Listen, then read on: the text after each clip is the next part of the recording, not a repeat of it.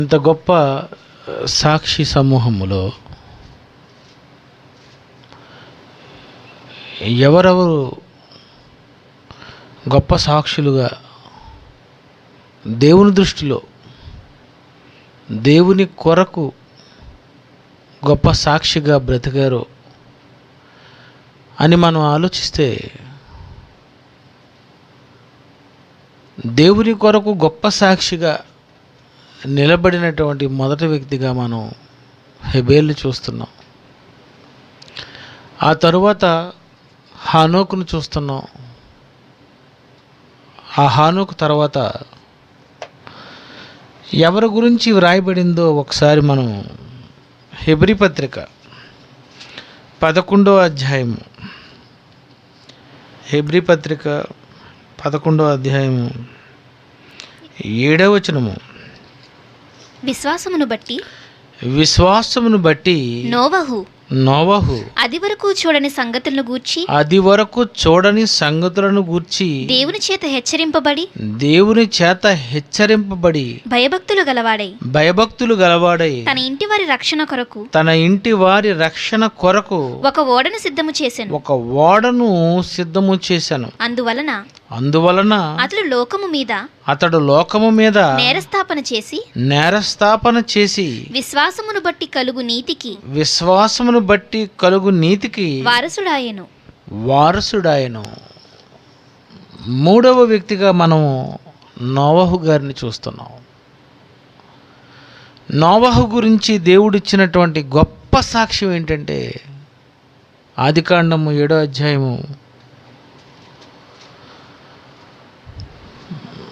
మొదటి వచనములో, ఆదికాండము 7వ అధ్యాయము మొదటి వచనములో, యెహోవా ఈ తరము వారిలో నీవే నా ఎదుట నీతిమంతుడివై ఉండుట నేను చూశాను. ఈ తరము వారిలో నీవే నీతిమంతుడివై ఉండుట. ఈ తరము వారిలో నేను ఎందరినో చూశాను, కానీ ఆ తరములో నీవే నీతిమంతుడుగా నాకు కనిపించావు. ప్రియమైన దేవుని పిల్లారా, నిజంగా దేవుని యందు భయభక్తులు కలిగి దేవుని యందు నమ్మకంతో ఎంత గొప్పవాడు అని నోవహు అనిపించుకున్నాడు అంటే, నిజంగా నోవహుని దేవుడు గొప్ప సాక్షులలో ఎందుకు చేర్చాడు? అంత గొప్ప పని ఏం చేశాడు? అంత గొప్పగా ఎలా బ్రతికాడు? అంత గొప్పగా నోవహుని దేవుడు చెప్పటంలో ఉన్నటువంటి ఉద్దేశం మనం ఆలోచించినట్లయితే, నోవహుతో దేవుడు, ఇగో ఈ లోకమంతా నేను నాశనం చేసేబోతున్నాను, నువ్వు నీ ఇంటి వారి నిమిత్తము ఒక ఓడను నువ్వు సిద్ధపరచాలి, ఒక మహా నిర్మాణాన్ని నువ్వు చేపట్టాలి. ఆ ఓడలో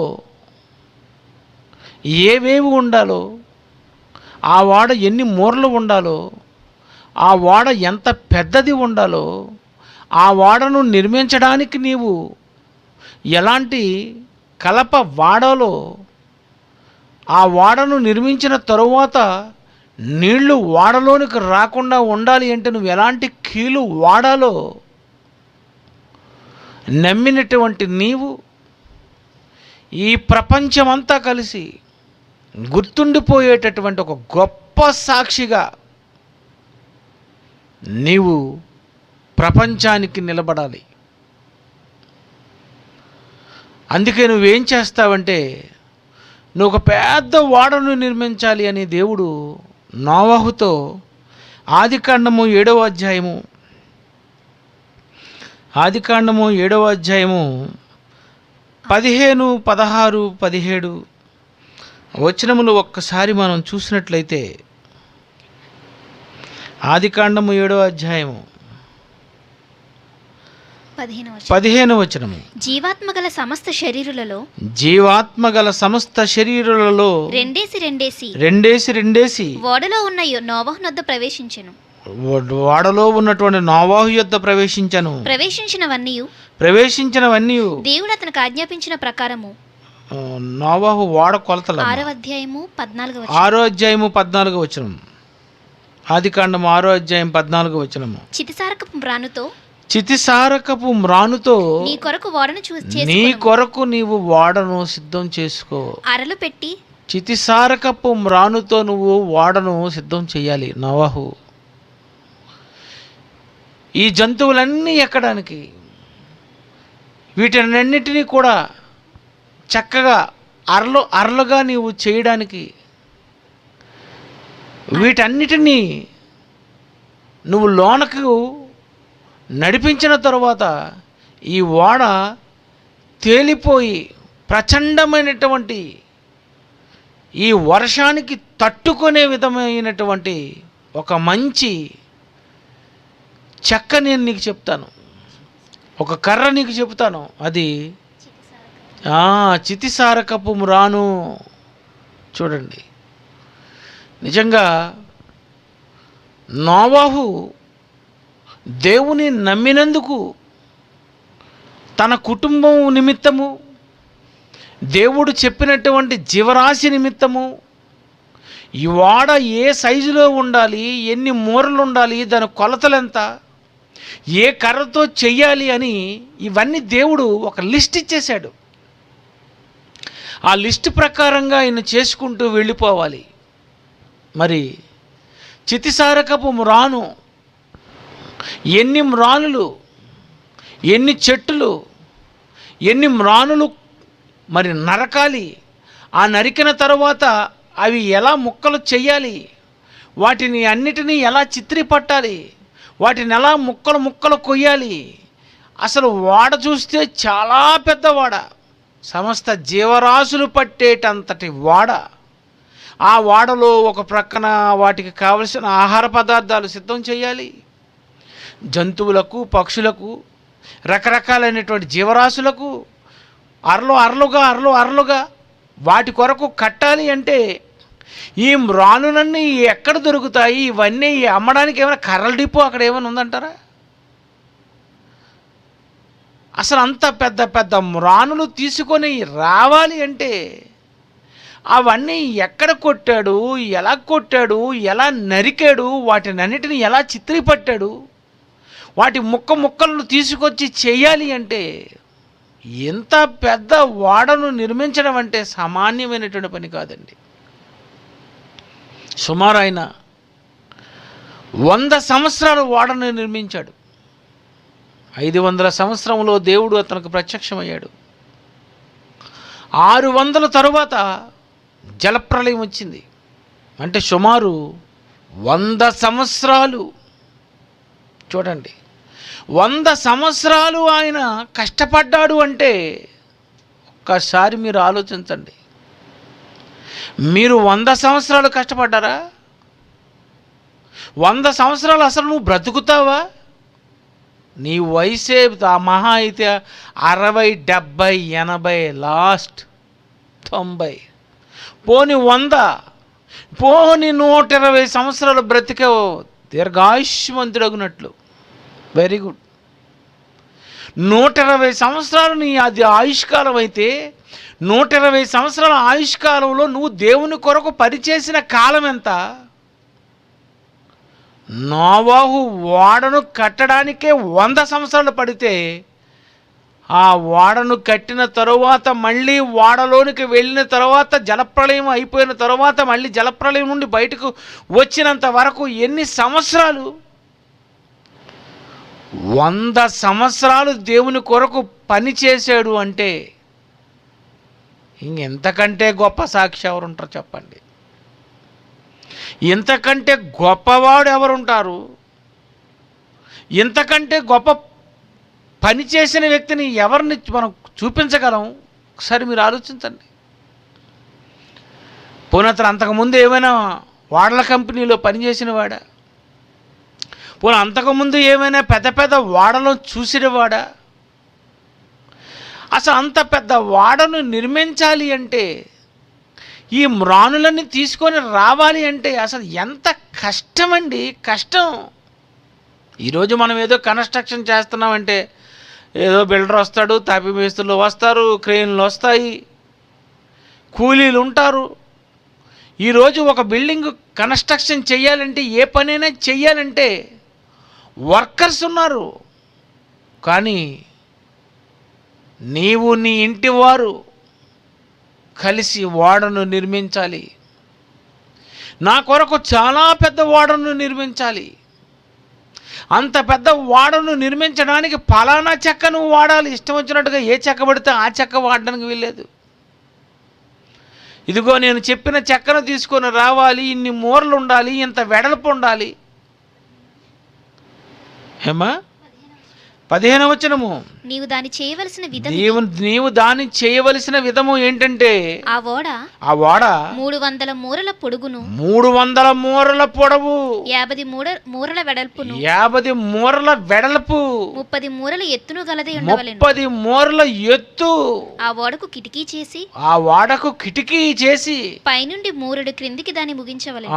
పైనుండి క్రిందకి దాని మూరడు కిందికి దానికి ముగించవలను. ఓడ తలుపు దాని పక్కన ఉంచవలెను. ఓడ తలుపు దాని ప్రక్కన ఉంచవలను. కింది అంతస్తు, రెండవ అంతస్తు, మూడవ అంతస్తు, 3వ అంతస్తు దాని చేయవలెను. అబ్బాబాబా, మొదటి అంతస్తు, 2వ అంతస్తు, 3వ అంతస్తు అంటే ఏటండి, ఏం చేస్తారండి? ఈరోజు అప్పుడప్పుడు మనం ఉండడానికి మనం కట్టుకున్న ఇల్లు అంటేనే 100 గజాలు, పోనీ 200 గజాలు, పోనీ 400 గజాలు. ఇవి ఎన్ని మూరలండి? 300 మూరలంటే వీళ్ళదేదో ఈ మూరలు అనుకోగలరు. ఆ మూరలు వేరు, ఆ కొలతలు వేరు, ఆ లెక్క వేరు. ఎంత పెద్ద ఓడండి! అంత పెద్ద ఓడను నిర్మించాలంటే అరలుగా 3 అంతస్తులు నిర్మించాలి అంటే ఎవరండి చేస్తారు చెప్పండి?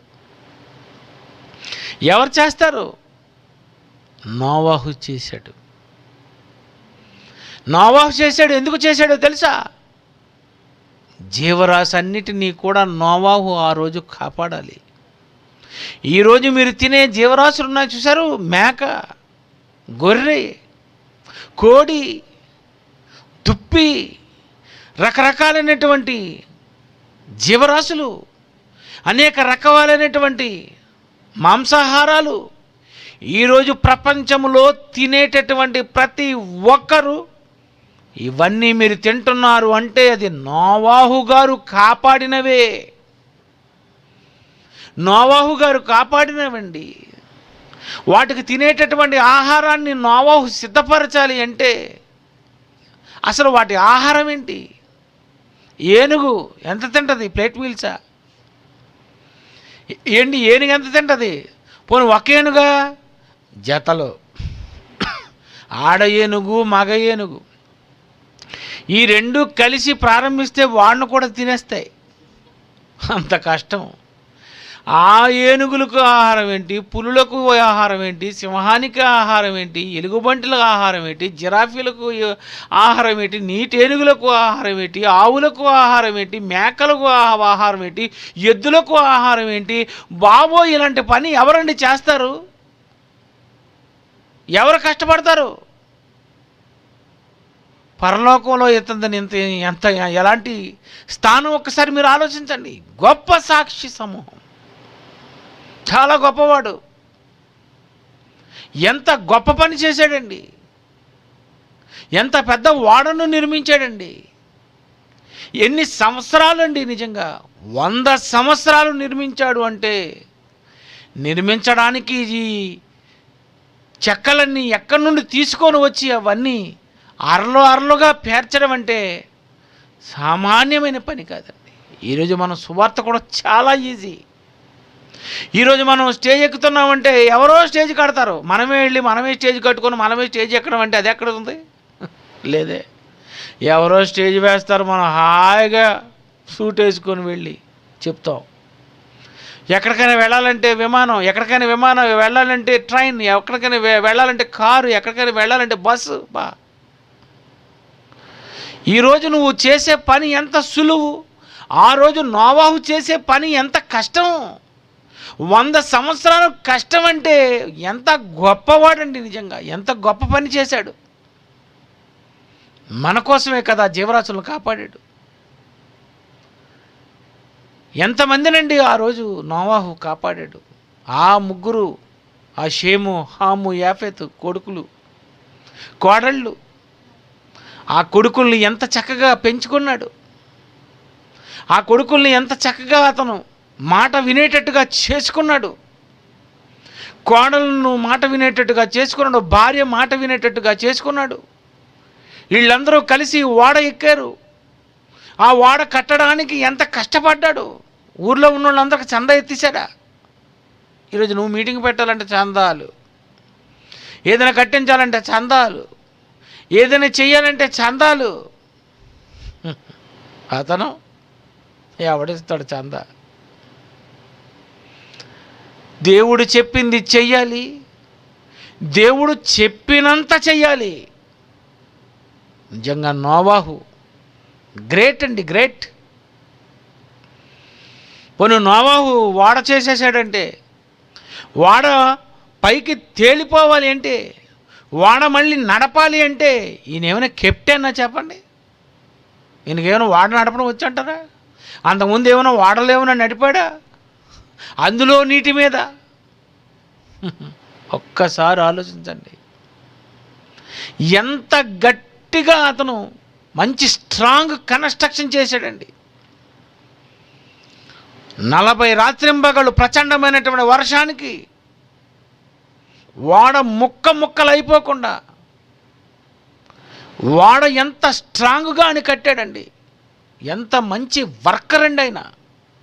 ప్రియమైన దేవుని పిల్లరా, ఓ ప్రక్కన వాడను కట్టాలి, అదొక 100 సంవత్సరాలు. వాడెక్కిన తరువాత వాటన్నిటికీ మేత పెట్టాలి, మళ్ళీ అక్కడ పని చేయాలి. ఎంత పని, ఎంత కష్టం. విశ్వాసమును బట్టి నమ్మినవాడు అంత కష్టపడాలి, నమ్మిన వారు అంత గొప్ప పని చేయాలి. నమ్మిన వారు దేవుడు చెప్పినటువంటి విధానంగా వాళ్ళు వినాలి. నోవాహు దేవుడు ఎలా చెప్పాడట? హెబ్రీ పత్రిక 11వ అధ్యాయము 7వ వచనంలో, విశ్వాసం బట్టి నోవాహు అది వరకు చూడని సంగతులను గూర్చి దేవుని చేత హెచ్చరింపబడ్డాడట. నువ్వు ఇలా చేయాలి, నువ్వు అలా చేయాలి. ఇది వరకు చూడని సంగతులను గూర్చి, ఇది వరకు చూడలేదు జలప్రళయం, ఇది వరకు చూడలేదు అంత పెద్ద ఓడ, ఇది వరకు చూడలేదు అంతమంది చచ్చిపోవడం, ఇది వరకు చూడలేదు అన్ని జీవరాశులు ఒక దగ్గరకు రావడం. నిజంగా ఏంటండి, నిజంగా నోవాహు. ఇదిగో నువ్వు ఇలా చేయాలి, ఇలా చేయాలి, ఇలా చేయాలి, ఇలా చేయాలి అని దేవుని చేత హెచ్చరింపబడి భయభక్తులు గలవాడై తన ఇంటి వారి రక్షణ కొరకు ఒక ఓడను సిద్ధము చేశాను. నీ ఇంటి వారి రక్షణ కొరకు నీ ఇంటి వాళ్ళే ఎక్కుతారు. ఇన్ఫర్మేషన్ వచ్చింది, నీ ఇంటి వారి నిమిత్తమే. ఎవడు రాడు, నువ్వెంత పిలిచినా రారు. నీ కోడళ్ళ తాలూకా తల్లిదండ్రులు, నీ బంధువులు, వీళ్ళెవరో రారు. ఇంకో 8 మంది కోసమే. 8 మంది కోసమైతే చిన్నవాడు సరిపోద్ది. కానీ ఎక్కింది 8 మంది, వీళ్ళు ఎక్కేవి మాత్రం 80 మందా, 800 మందా చెప్పండి? ఎన్ని జీవరాశులండి బాబు. అతని కొరకు కట్టుకున్న తక్కువ, జీవరాశుల కొరకు కట్టినది ఎక్కువ. వాటికి ఆహారం సిద్ధపరచడం కోసం ఆరలుగా వాటి కొరకు చేయడం ఎంత పెద్ద పనండి. ఇదంతా ఎందుకు చేశాడో తెలుసా? 7వ వచనం, విశ్వాసమును బట్టి. విశ్వాసమును బట్టి చేశాడు. నమ్మాడు కనుక విశ్వాసమును బట్టి చేశాడు నోవాహు. ప్రియమైన దేవుని పిల్లారా, దేవుని నమ్మితే నువ్వు ఏం పని చేసి ఇంత పెద్ద పని? దేవుని నమ్మితే దేవుడు మనసులో గుర్తుండిపోయేటట్లుగా యావత్తు ప్రపంచంలో నువ్వు గుర్తుండిపోయే ఒక బ్రహ్మాండమైన కన్స్ట్రక్షన్ ఏం చేశావు? నోవాహు చేశాడు. నోవాహు చేసినట్టుగా ఈ నోవాహు కట్టినటువంటి ఓడ అరారాతు పర్వతాల దగ్గర ఆగిపోయిందని నేటికి సాక్ష్యాలు ఉన్నాయండి. ఇంటర్నెట్లో చూస్తే నోవాహు ఓడ ఎక్కడ ఆగిందో కొడితే వాడి తాలూకా ఇన్ఫర్మేషన్ ఇప్పటికీ ఉంది. గొప్ప సాక్ష్యం. నిజంగా యావత్తు ప్రపంచాన్ని దేవుడు జలప్రలయంతో నాశనం చేయబోతున్నాడు అని నిజంగా నోవాహు ముందుగానే తెలుసుకొని జలప్రలయానికి ముందు చేయవలసినవన్నీ చేశాడు. ఈరోజు ప్రపంచములో ఈ యావత్తు ప్రపంచము, ఈ విశ్వము, పంచభూతములు అగ్ని కొరకు నిలువ చేయబడినవి, విశ్వం నాశనం చేయబోతున్నాడనే సంగతి తెలుసుకున్నటువంటి నమ్మినటువంటి క్రైస్తవులు నోవాహు చేసినటువంటి విధానంలో గొప్ప గొప్ప కార్యక్రమాలు, గొప్ప గొప్ప పనులు ఎవరు చేస్తున్నారు చెప్పండి? ఎవరు చేస్తున్నారు? విశ్వాసం బట్టి ఏం చేశావు? నీ ఇంటి వారి కొరకు నువ్వు ఏం చేశావు? లోకంలో ఉన్నవారి కొరకు నువ్వేం చేశావు? అతడు పెద్ద ఓడ కడితే నువ్వేం చర్చి కట్టావు? ఓడ కట్టాడు. మేకలకి, గొర్రెలకి, ఆవులకి, గేదెలకి జీవరాశులు ఎక్కటం కోసమే అతను కష్టపడితే, జీవాత్మ గల నరులను దేవుని కొరకు నడిపించడం కోసం నువ్వు ఏం కన్స్ట్రక్షన్ చేసావు? రావడానికే నీకు బద్ధకం. ఆరాధనకు రావడం ఇష్టం ఉండదు. దేవుని కొరకు ఏమైనా ఒక కన్స్ట్రక్షన్లో సహాయం చేయడం నీకు ఇష్టం ఉండదు. దేవుని కొరకు ఏమైనా కార్యక్రమాలు చేస్తుంటే దానికి సహకరించాలన్న ఆలోచన నీకు ఉండదు. అవిర్చిన వారి మీద అయ్యగారు చేసి చెయ్యేశారన్నట్టుగా అంతా అయిపోయిన తర్వాత వచ్చేసి ముసుగేసుకొని ప్రార్థన చేసి వెళ్ళిపోతుంది. నీ ప్రార్థన ఆమెనని వెళ్ళిపోతావా? ఇదేనా నువ్వు చేసేది? విశ్వాసమును బట్టి ఏం చేసావు? నమ్మిన దాన్ని బట్టి ఏం చేసావు? నోవాహు చేసినది ఎంత గొప్పదో, ఎంత పెద్దదో, ఎంత రిస్క్తో కూడుకున్నదో, ఎంత కష్టంతో కూడుకున్నదో. ఏంటండి 100 సంవత్సరాలు నిర్మించడం అంటే సామాన్యమైనటువంటి పని కాదండి. ఒక పక్కన 100 సంవత్సరాలు నిర్మించాలి, ఒక పక్కన ప్రకటించాలి. పేతురు రాసిన మొదటి పత్రిక 3వ అధ్యాయము 19వ వచనము. దేవుని దీర్ఘశాంతము ఇంకా కనిపెట్టుచుండినప్పుడు పూర్వము నోవాహు దినములలో ఓడ సిద్ధపరచబడుచుండగా అవిధేయులైన వారి యొద్దకు అనగా చెరలో ఉన్న ఆత్మ యొద్దకు ఆయన ఆత్మరూపిగానే వెళ్ళి వారికి ప్రకటించెను. ఆ ఓడలో కొందరు చూసారండి, ఓడ సిద్ధపరచబడుతుంటే ఒక పక్కన ప్రకటన. చూడండి, ఒక పక్కన వాడే సిద్ధపరచాలా? వాటి కన్స్ట్రక్షన్లోనే ఉండిపోవాలా? లేదు, అది చెయ్యాలి, ఇది చెయ్యాలి. నువ్వు ఒక పెద్ద భారీ నిర్మాణాన్ని చేపట్టాలి, ఒక ప్రక్కన ప్రకటన చేస్తుండాలి. దొంగెత్తులు వేయడానికి వెళ్ళలేదు, 2 పనులు చేయాలి. నువ్వు పని మీద వచ్చావు, నమ్ముకున్నావు అంటే, నువ్వు విశ్వాసివి అంటే విశ్వాసం బట్టి ఏం చెయ్యాలి? నువ్వు నమ్మిన దాన్ని బట్టి నువ్వేం చేసావు? ప్రియమైన దేవుని పిల్లరా, ఎందుకు వచ్చారో ఇది మర్చిపోయారు. ఇలాంటి సందర్భం గురించి ఒకసారి లూకా సువార్త 17వ అధ్యాయం 28వ వచనం ఒక్కసారి మనం చూద్దామండి. లూకా సువార్త 17వ అధ్యాయము 28 వచనం ఒక్కసారి మళ్ళీ మనం చూద్దాం. లోతు దినముల్లో జరిగినట్టు జరుగును, జనులు తినుచు త్రాగుచు. లూకా సువార్త 17వ అధ్యాయము 27వ వచనం అండి. 27 నోవాహు ఓడలోనికి వెళ్ళిన దినము వరకు జనులు తినుచు నోవాహు ఓడలోనికి వెళ్ళిన దినము వరకు జనులు తినుచు త్రాగుచు పెండ్లాడుచు పెండ్లి కీయబడుచు ఉండిరి. అంతలో ఏం చేశారటండి వాళ్ళు ఏం చేశారు చెప్పండి? వాళ్ళు ఏం చేశారని ఒక్కసారి మనం ఆలోచిస్తే, ఓడలోనికి వెళ్ళే వరకు తిన్నారు, త్రాగారు, పెళ్లి చేసుకున్నారు, పెళ్లికి పడుతున్నారు. ఏమిటి ఇవన్నీ మీరు చేయలేదా చెప్పండి? మీరు తిన్నారు, తాగారు, వయసు వచ్చింది, పెళ్లి చేసుకున్నారు, మీ పిల్లకి పెళ్ళి చేశారు. మరి ఈరోజు మనం చేసినవే వాళ్ళు చేశారు. ఆ రోజు వాళ్ళు చేసింది తప్పేంటి? నువ్వు చేసేది రైట్ ఏంటి? ఒకసారి మీరు ఆలోచించండి. తిన్నారండి తప్ప, త్రాగారండి తప్ప, పెళ్లి చేసుకున్నారు తప్ప. తినడానికి, త్రాగడానికి, పెళ్లి చేసుకోవడానికి కాదు నువ్వు వచ్చింది, అది చెప్తున్నాడు అక్కడ. తినడానికి, త్రాగడానికి, పెళ్లి చేసుకోవడానికి నువ్వు వచ్చావా? అందుకోసం కాదు నువ్వు వచ్చింది. ఇందులో పడిపోవడానికి కాదు. నువ్వు దొంగతనం చేసావు, వ్యభిచారం చేసావు, నరహత్య చేసావు స్టార్ట్ చేస్తే బాగుండు. అవును నిజమే, ఇవన్నీ చేశారు కదా అని. కానీ కామన్ అందరూ చేసేవి చెప్తున్నాడు అక్కడ. జాడలోనికి వెళ్ళిన దినము వరకు జనులు తింటున్నారట, త్రాగుతున్నారట, పెళ్లి చేసుకున్నారట. ఈరోజు యావత్తు ప్రపంచం ఏం చేస్తుంది?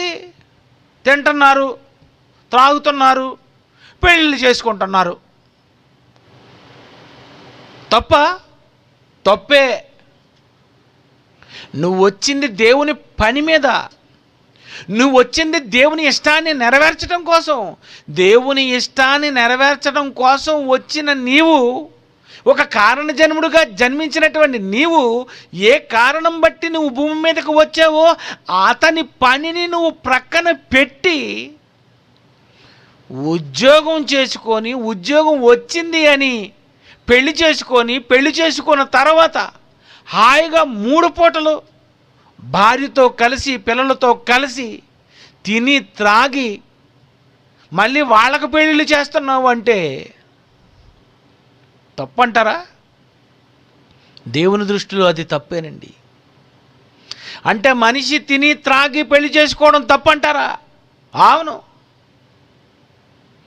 అదే పనిలో ఒకవేళ ఉంటే అది తప్పు.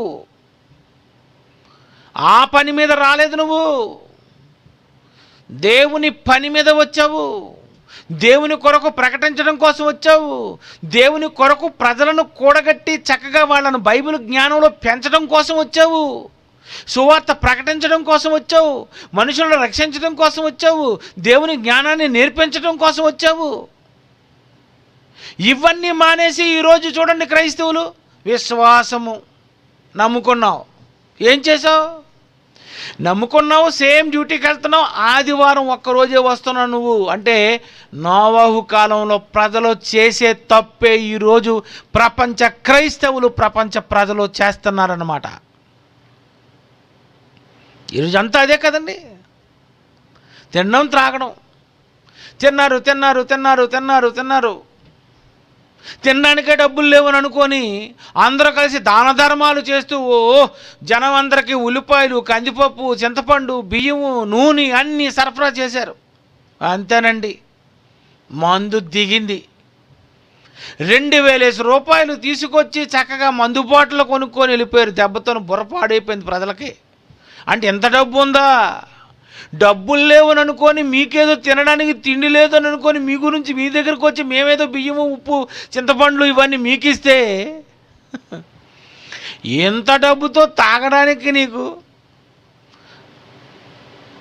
హాయిగా తిరగడం కోసమని, 1 గంట సుఖం కోసం వెళ్ళిపోతున్నారా? ప్రియమైన దేవుని పిల్లరా, ఆలోచించండి. జనంకి తిండి, జనానికి తాగుడు, జనానికి పెళ్ళి, ఈ 3 యావత్తు ప్రపంచము చేస్తుంది. ఇదే తప్పు ఆ రోజు నోవాహు జలప్రళయంలో కూడా చేశారట. నోవహు ఓడలోనికి వెళ్ళిన దినము వరకు జనులు తినడమేనండి. త్రాగడం, పెళ్లి చేసుకోవడం, పెళ్లి కీయబడుచు ఉండిరి. ఇవి తప్పులండి, ఇవి తప్పేనట. మనిషి దేవుని కొరకు కాక ఏమి తిందుమో, ఏమి త్రాగుదుమో, ఏమి ధరించుకుందుమో అని నీ గురించి నువ్వు బ్రతకడము చేసిన పెద్ద తప్పిది. మనిషి తన కోసం బ్రతకకూడదు. కొంతమంది తిండి కోసమే ఎలాగైనా తినాలి. ఒక బ్యాచ్ అంతా తిండి కోసమే పెళ్ళిళ్ళు, తిండి కోసమే భర్తలు, తిండి కోసమే తల్లిదండ్రులు, తిండి కోసమే సంపాదన. కొంతమంది తాగడం కోసమే, ఇంకా తిండితో సంబంధం లేదు. ఆ క్వార్టర్ పడిపోవాలా, ఆ ఫుల్ బాటిల్ వేయాలి, అంతే, అయిపోయింది, అంతే, అయిపోయింది. నిజంగా ఈరోజు మందు కోసం ఎన్ని కష్టాలు పడుతున్నారండి. ఎంత పెద్ద క్యూ అండి. పెద్ద చక్రం వేసి చక్రంలో కూర్చోమంటే మండు టెండలో కూర్చుంటున్నాడు. దేనికోసం? తాగడం కోసం. చూడండి, బిర్యానీ కోసం కూడా అంత చక్కగా నిలబడలేదు. ఒక మంచి విందు భోజనం కోసం కూడా అంత కష్టపడలేదు. కానీ తాగేసి నిశా ఎక్కిపోయి పడిపోయిన దానికోసం ఎంత కష్టపడుతున్నారండి మనిషి. ఒకటి తినే బ్యాచ్, ఒకటేమో త్రాగే బ్యాచ్, ఇంకొకటి నిత్య పెళ్ళి కొడుకు. ఎక్కడొక పెళ్ళి, అది అయిపోయిన తర్వాత వేరే ఊర్లో పెళ్ళి, ఆ తర్వాత మరొక దగ్గర పెళ్ళి, ఆ తర్వాత మరొక పెళ్ళి, ఇలాగ ఒక 20 పెళ్ళి చేసి 30వ పెళ్ళికి దొరికిపోయిన వాళ్ళు లేరా? ఎందుకు వచ్చావు? ఇదే పని ఆ రోజు ప్రజలు చేశారని దేవుడు రాయించాడు. అవి నీ దృష్టిలో తప్పు కావు, కానీ దేవుని దృష్టిలో అవి తప్పు. ఎందుకంటే నువ్వు వచ్చింది దేవుని పని కోసం వచ్చావు. తినడం కోసమేనా? వండుకోవడమేనా? తాగడమేనా? ఇదేనండి ఈరోజు ప్రపంచం. అంతేనండి. అదే అని అనుకోండి ఈరోజు యావత్తు ప్రపంచం. అందుకే కరోనాకి గురైపోయింది. ఈ తినడము, త్రాగడం, పెళ్లి చేసుకోవటంలో ఉన్నప్పుడు, నా గురించి పట్టించుకోలేనప్పుడు, నా గురించి సువార్త ప్రకటనే మీరు చేయలేనప్పుడు, ఆరాధనకు రావడానికే మీకు ఇష్టం లేనప్పుడు లాక్డౌన్ బెస్ట్. మిమ్మల్ని గదిలో ఉంచేస్తేనే బెస్ట్. మీ ఉద్యోగాలు, ఆఫీసులు అన్నీ బంద్ చేసేస్తేనే బెస్ట్. సినిమా హాళ్ళు, షాపింగ్ మాల్స్ అన్నీ బంద్ చేసేస్తేనే బెస్ట్. ఎందుకంటే మరి తిని తాగడానికి అనుకుంటే ఇంకెందుకు అవన్నీ దుకాణాలు కట్టాలి. అవన్నీ దుకాణాలు కట్టాలంటే నాకు పెద్ద పని ఏం కాదు. చిన్న వైరస్ వదిలితే చాలా అయిపోద్ది, పని అయిపోద్ది. చిన్నది పంపిస్తే చాలు, అంత అవుట్. ప్రియమైన దేవుని పిల్లరా, ఈరోజు కూడా అదే తప్పు జనం చేశారు. జలప్రలయము వచ్చినంత వరకు అదే పని. ఈరోజు యేసుక్రీస్తు రాకడ వరకు ప్రజలు చేసే పని కూడా ఇదే పని. ఎవరికి ఎందుకు పుట్టారో, ఎందుకు దేవుని నమ్ముకున్నారో, నమ్మిన వారు ఏం చెయ్యాలో,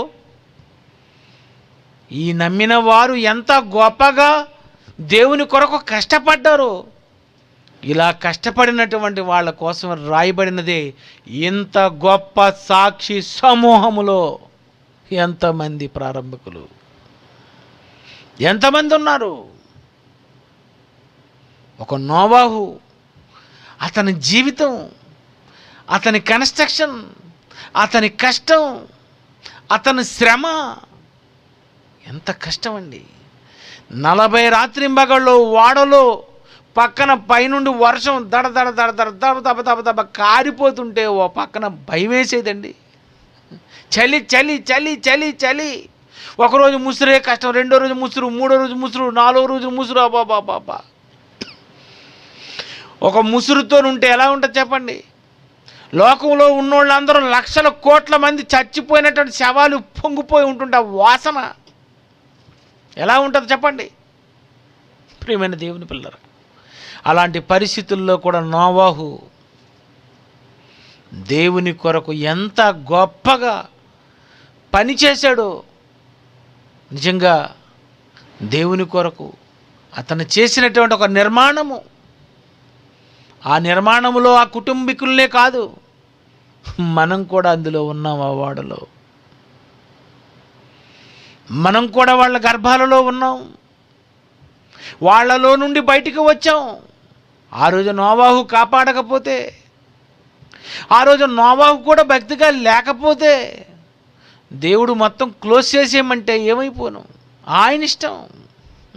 ఆయన ఏ నిర్ణయమైనా తీసుకోవచ్చు, ఆయన ఏదైనా చేసుకోవచ్చు ఆయన.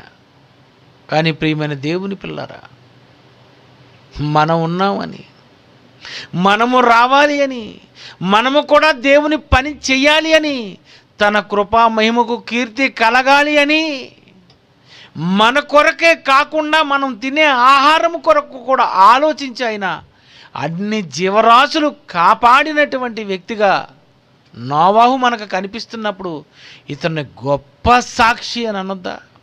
గొప్ప పనివాడిగా ఆయనకు అవార్డు ఇవ్వద్దా? గొప్ప వ్యక్తిగా ఆయనను పొగడొద్దా? జ్ఞాపకార్థముగా నోవాహు ఓడ మిగిలిపోయినందుకు సాక్ష్యంగా ఈ యావత్తు ప్రపంచాన్ని ఒకసారి దేవుడు జలప్రళయంతో నాశనం చేశాడు. కావస్తే మీరు చెక్ చేసుకొని చూడండి, చెక్ చేసుకోండి.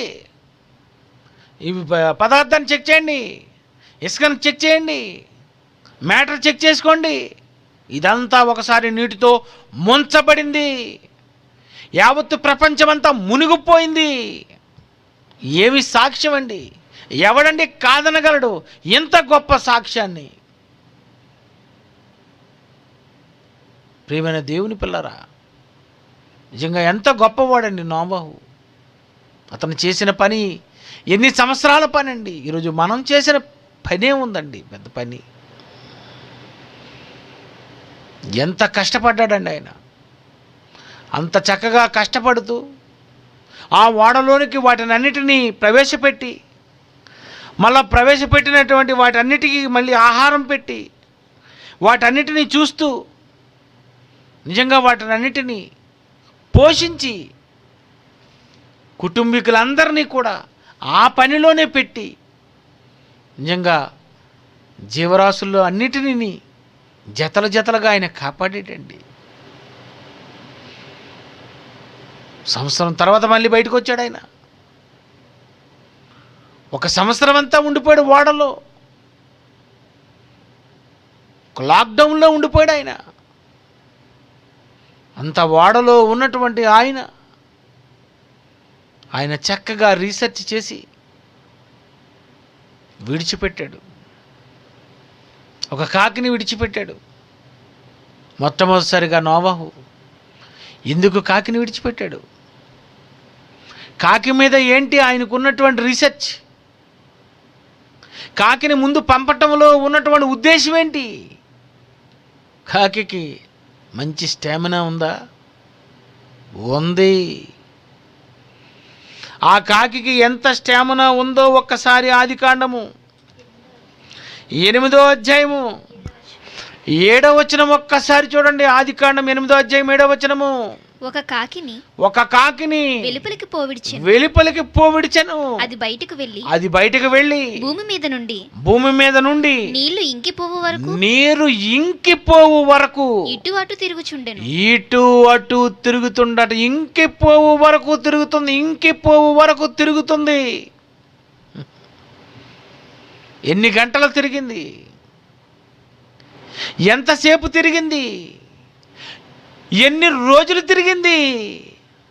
ఒక కాకి ఇంకిపోవు వరకు తిరుగుతుంది అంటే కాకి ఎంత స్టామినా ఉందని ప్రపంచములో పక్షుల మీద అధ్యయనం చేసినటువంటి పితామహులందరికంటే ఇతడు గొప్పవాడండి. మొదటి పితామహుడు ఇతడు. కాకిని విడిచిపెడితే కాకి ఇంతసేపు ఉండగలదని ఎలా గెస్ చేసాడు ఆయన? అంటే కాకి మీద ఎంత రీసెర్చ్ చేసి ఉంటాడు ఆయన? పక్షిని విడిచిపెట్టిన తర్వాత ఇది చాలాసేపు తిరగగలదు అని ముందు దానిని ఎందుకు విడిచిపెట్టాడు? ప్రియమైన దేవుని పిల్లలు ఆలోచించండి.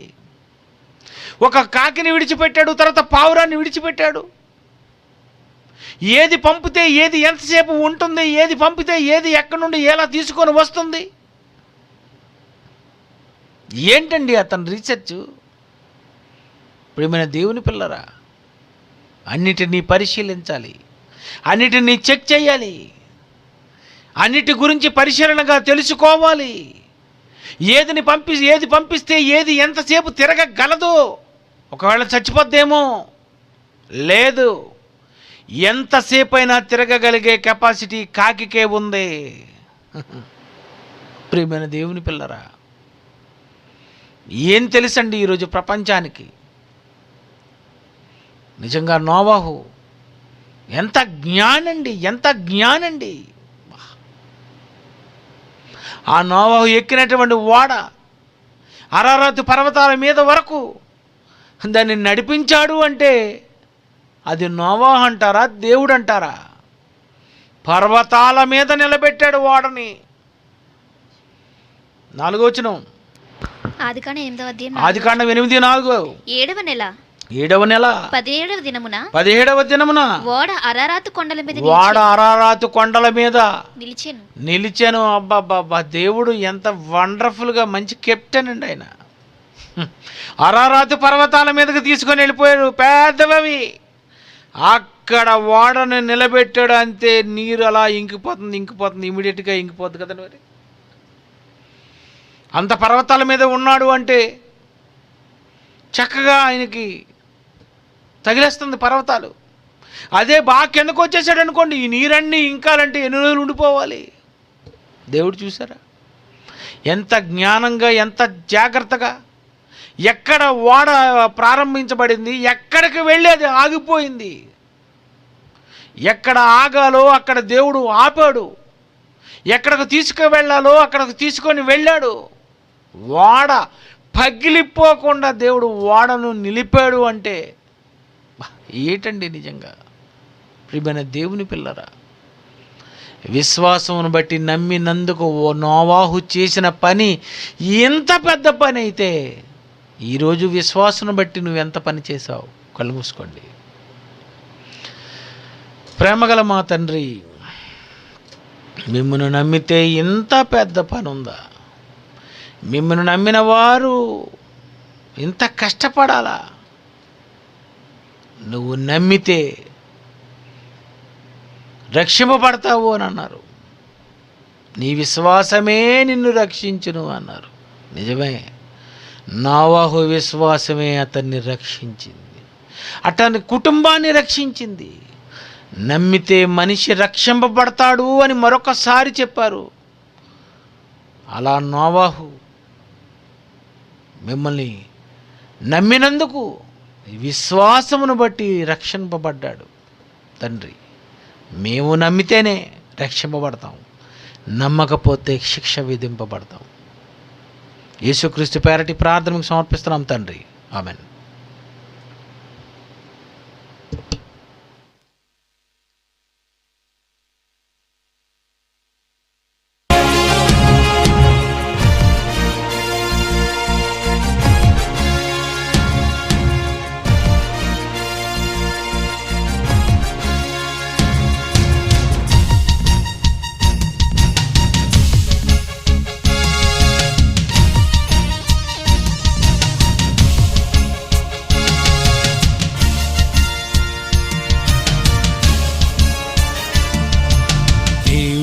నిజమైన మన తండ్రి, దేవుడే నిజమైన మన తండ్రి.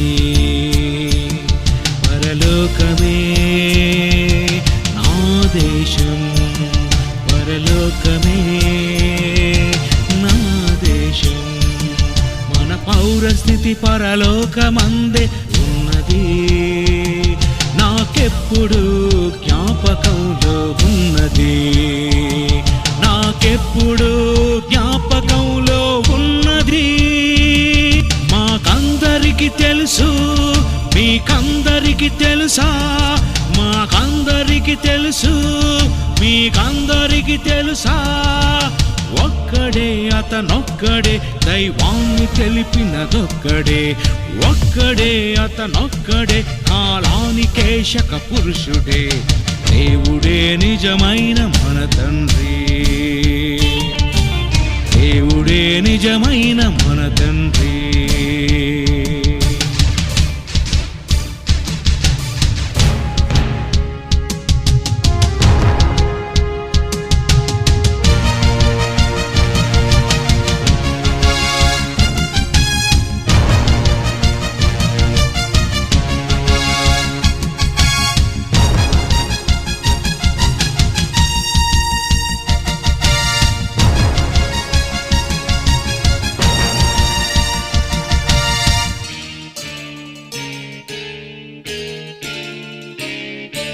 భారతీయులే మాత్రమే నా సోదరులా ప్రపంచంలో మనుషులంతా సోదరులే భారతీయులే మాత్రమే నా సోదరులా ప్రపంచంలో మనుషులంతా సోదరులే అందరూ మన అన్నలే అందరూ మన తమ్ములే అందరూ మన అక్కలే అందరూ మన చెల్లిలే అది తెలుసుకొని జీవించాలి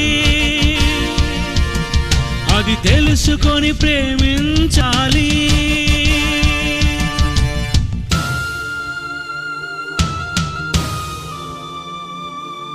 నిన్ను వలని పొరుగు వారిని ప్రేమించాలి